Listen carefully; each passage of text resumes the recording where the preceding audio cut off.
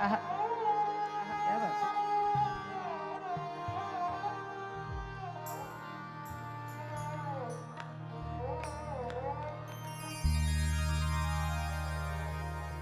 काहे को ब्याही विदेश, अरे लखिया बाबुल मोहे।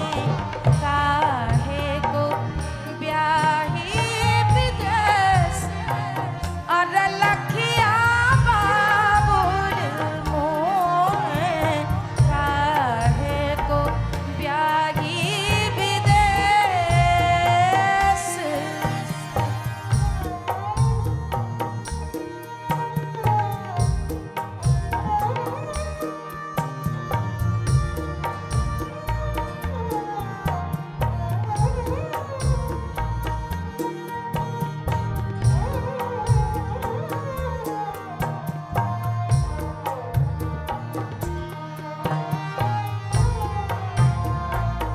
अरे लखिया बाबुल मोहे।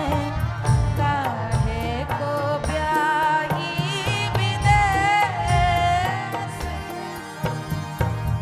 हम तो बाबुल तोरी पिंजरे की मुनिया।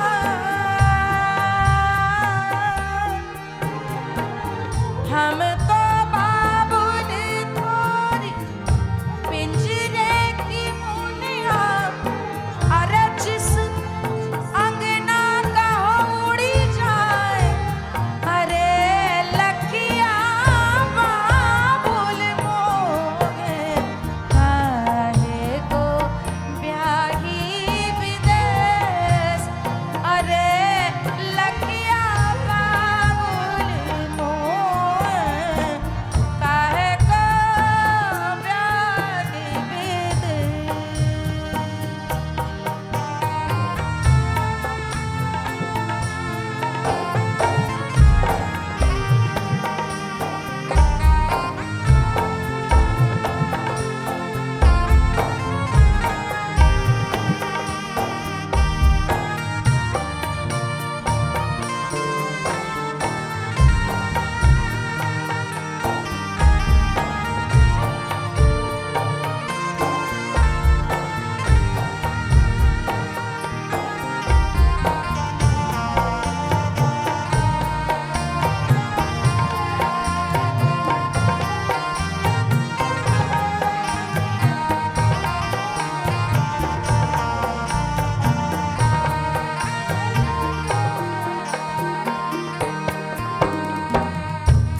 उस युग में हजरत अमीर खुसरो ने बेटा और बेटी में बराबरी की बात कही।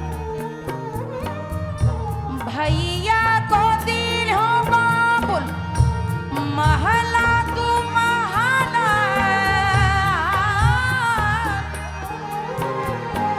भैया को दिल हो महला तू महला।